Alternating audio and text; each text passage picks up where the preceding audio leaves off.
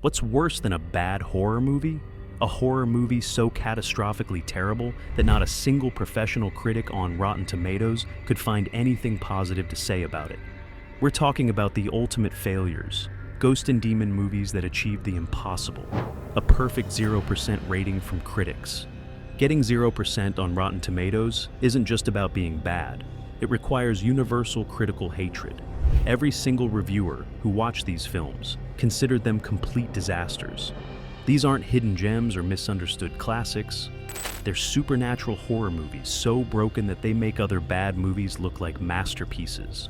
Today we're breaking down 6 ghost and demon horror movies that earned the dreaded 0% critic score on Rotten Tomatoes.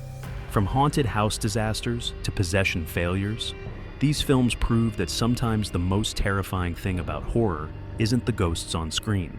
It's realizing someone thought these scripts were worth filming. Movie 1, The Disappointments Room, 2016, 0% critics, 14% audience.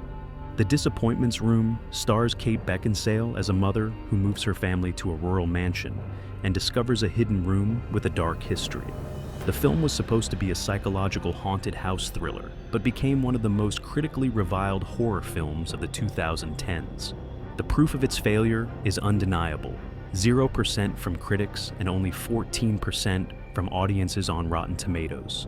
The film was so bad that Relativity Media, the studio behind it, went bankrupt, partly due to disasters like this.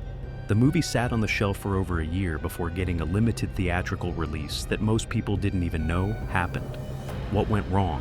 Critics universally condemned the film for its incoherent plot, terrible pacing, and complete lack of scares. The Disappointments Room concept, a historical room where families hid disabled children, was handled with such poor taste that it became offensive rather than frightening. Kate Beckinsale herself seemed embarrassed by the final product, giving minimal promotion and later admitting the film didn't turn out as intended. When your lead actor distances themselves from the movie, you know something went catastrophically wrong. The film's 0% rating represents complete critical consensus that this haunted house horror had no redeeming qualities whatsoever. Critics called it boring, offensive, and a waste of everyone's time, making it one of the most universally hated supernatural horror films ever made. Movie 2, One Missed Call, 2008. 0% critics, 24% audience. One Missed Call was Hollywood's attempt to remake the successful Japanese horror film Chakushin Ari. The movie follows people who receive voicemails from their future selves moments before they die, with a vengeful ghost using cell phone technology to claim victims. The critical reception was devastating. 0% from critics and only 24% from audiences on Rotten Tomatoes. This was a major studio release from Warner Bros. That opened in over 2,400 theaters, making its complete critical failure even more embarrassing. The box office numbers tell the story of disaster. Despite opening at number 1 with $13.4 million, the film had terrible legs due to word of mouth, finishing with only $26.9 million domestic against a $20 million budget. International sales barely saved it from being a complete financial disaster. What destroyed this film? Critics universally condemned it for being a soulless remake that removed everything scary about the original Japanese version. The American adaptation turned subtle psychological horror into generic jump scares, completely misunderstanding what made the source material effective. The film's PG-13 rating neutered any potential scares, while the convoluted plot about cursed ringtones felt ridiculous rather than frightening. Critics called it derivative, boring, and an insult to the original, with many noting that it felt like a parody of J-horror rather than a genuine attempt at supernatural terror. The 0% rating represents complete critical agreement that this ghost story had no artistic merit and failed as both a remake and an original horror film. Movie 3, The Grudge 3, 2009. 0% critics, 35% audience. The Grudge 3 was the direct-to-video sequel that attempted to continue the American Grudge franchise, following the vengeful spirits of Kayako and Toshio as they terrorize a Chicago apartment building. The film was supposed to bring the Japanese curse to America permanently. The critical reception was brutal. 0% from critics and 35% from audiences on Rotten Tomatoes.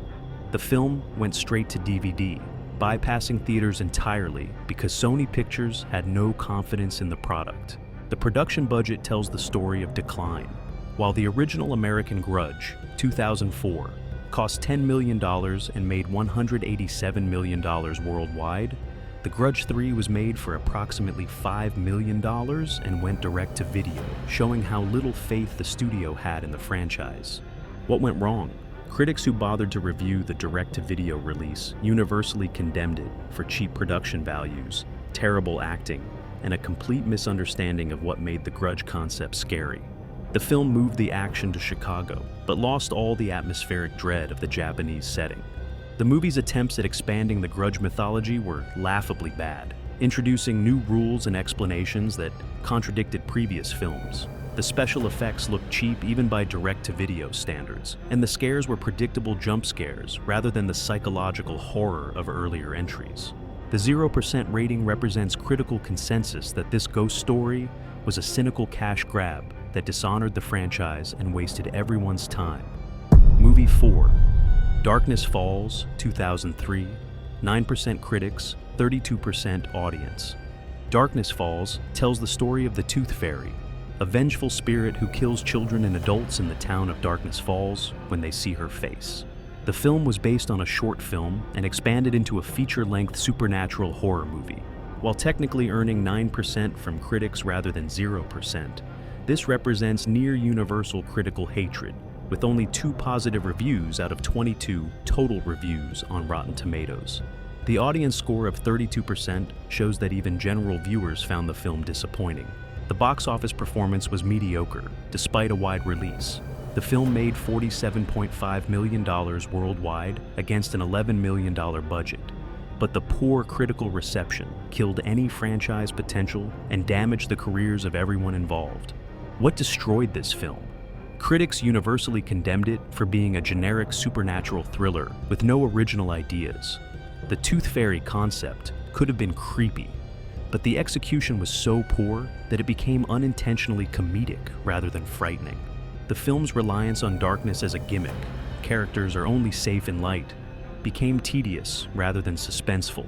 Critics noted that the movie felt like a rejected episode of a TV horror anthology stretched to feature length without enough material to sustain interest. The near 0% rating represents critical agreement that this ghost story was formulaic, boring, and completely lacking in genuine scares or originality. Movie 5, Boogeyman, 2005, 14% critics, 24% audience. Boogeyman follows a man who returns to his childhood home to confront the supernatural entity that killed his father and has been haunting him since childhood. The film was supposed to tap into universal childhood fears about monsters and closets and underbeds. While earning 14% from critics rather than a perfect 0%, this still represents overwhelming critical rejection, with only 3 positive reviews out of 21 total reviews. The low audience score of 24% shows that even horror fans found the film disappointing. The film was a box office success despite critical hatred, making $67.2 million worldwide against a $20 million budget. However, this success was attributed to effective marketing rather than quality, as word of mouth quickly turned negative. What went wrong? Critics universally condemned the film for being a generic supernatural thriller that wasted its potentially scary premise. The Boogeyman concept should have been terrifying, but the execution relied on cheap jump scares rather than building genuine atmosphere. The film's PG-13 rating neutered any potential scares, while the convoluted mythology about the Boogeyman made no logical sense.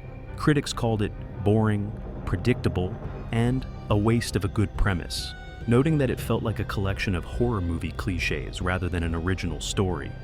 The near 0% rating represents critical consensus that this supernatural horror film failed to deliver scares, originality, or entertainment value. Movie 6, The Haunting in Connecticut 2, Ghosts of Georgia, 2013, 19% critics, 32% audience. The Haunting in Connecticut 2 was a direct-to-video sequel that moved the action from Connecticut to Georgia, following a family that discovers their new home is built on land, with a dark history involving the Underground Railroad and vengeful spirits. While earning 19% from critics rather than 0%, this represents near universal critical rejection, with only 2 positive reviews out of 11 total reviews. The film went straight to video, bypassing theaters entirely. The production budget and release strategy show the studio's lack of confidence.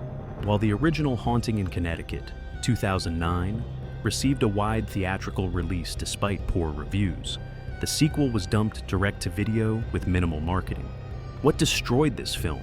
The few critics who bothered to review it universally condemned it for being a generic haunted house movie with no connection to the original beyond the title. The historical elements involving the Underground Railroad were handled poorly and felt exploitative.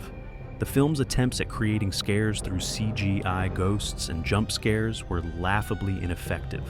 Critics noted that the movie felt like a rejected TV movie that was rebranded as a sequel to capitalize on the original's modest success. The near 0% rating represents critical agreement that this ghost story was a cynical cash grab that failed as both a sequel and a standalone supernatural horror film. And there you have it, 6 ghost and demon horror movies that achieved near-perfect failure on Rotten Tomatoes. From the Disappointments Room's 0% disaster to multiple direct-to-video sequels that critics universally hated, these films prove that even supernatural horror isn't immune to catastrophic failure. What makes these 0% ratings so significant is that they represent complete critical consensus. These weren't divisive films that some critics loved and others hated. They were universally condemned disasters that every professional reviewer considered worthless. Which of these 0% disasters shocked you the most? Have you been unfortunate enough to watch any of these critical failures? Drop your thoughts in the comments below, and don't forget to subscribe for more deep dives into horror's biggest successes and failures.